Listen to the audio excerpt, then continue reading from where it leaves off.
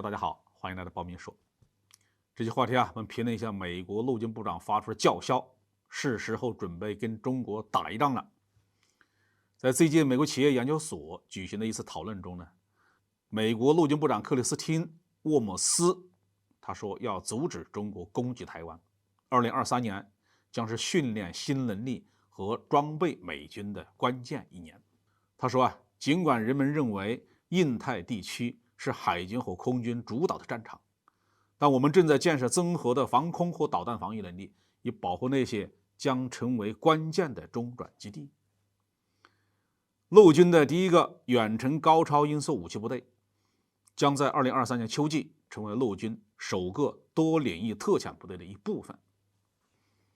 在西太平洋各个基地部署防空反导以及高超音速导弹部队，这的确是美国陆军的业务范围。但是陆军的作用不是在地面上和对手硬碰硬的厮杀吗？美国的陆军部长为什么对这个的主业只字不提呢？美国陆军和解放军陆军呢，早就较量过了，但是打输了，而且输得相当的丢人。发生在上世纪50年代初的朝鲜战争，彻底的打掉了美国军队在中国人民解放军面前的傲气。可能有人会担心，从朝鲜战争以后，美国陆军几乎是在不间断的打仗，而中国人民解放军自从两山轮战结束之后，陆军部队就没有再参加过实战。中印之间这几年呢，在边境线冲突不断，加勒万河谷的冲突规模还比较大，但双方都克制没有使用热兵器，谈不上是战争。按说美国陆军的实战经验要比解放军陆军强得多那美国陆军为什么还是不肯涉及跟解放军在地面上交手的话题呢？长期以来，美军怎么看待朝鲜和越南两场战争，我们当然掌握。中美两军对这个问题有过多次交流。朝鲜战争对美国军方的信心冲击巨大，越南战争最终变成了美军的伤痕文学。毫无疑问，美国陆军拥有绝对的装备优势、火力优势、机动优势和后勤保障优势，但美军还是输了，并且付出了惨重的伤亡。两场战争加起来总计伤亡约53万人，其中死亡11万人。今天，中国人民解放军在装备水平上已经基本和美军看齐，在个别装备的指标上可能还有所超出。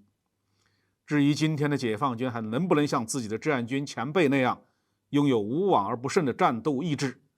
我们相信美国陆军是没有勇气再进行试探的。今天在亚太地区，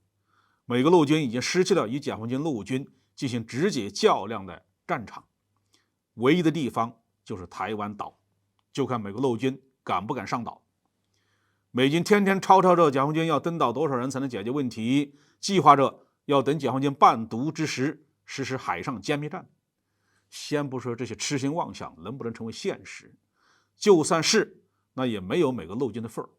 真打起来，美国陆军只能是看家护院，看看能不能对光临美军太平洋战区各个基地的解放军东风导弹做点什么，把防空反导的职责好好的背一背。美国正在研制暗音高超音速地对地导弹，这种射程2700多公里的武器采用了滑翔式高超音速的弹头，目前的防空反导系统是没有办法拦截的，包括中国现役的反导系统。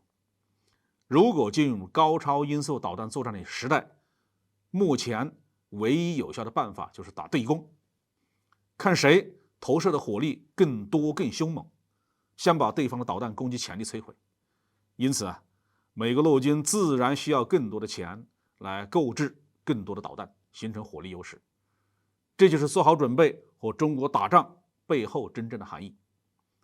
暗音导弹大概是1亿美元一发，如果要和中国打一场火力对攻，所消耗的导弹数量可能要以千为单位来进行准备。1000亿美元同中国打一场高超音速导弹对攻战，这一笔开支估计能够把国会的多数人吓出心脏病来。不是舍不得给钱，就算是把国会议员们打死，他们上哪里去抽这么些钱来呀？但不管怎么样，美国陆军准备在第一岛链上部署高超音速导弹，这是需要引起我们警惕的，必须将美国陆军的行踪看住了，一旦他们敢乱动，就坚决的用火力将其歼灭。好，这句话题我们就说到这里。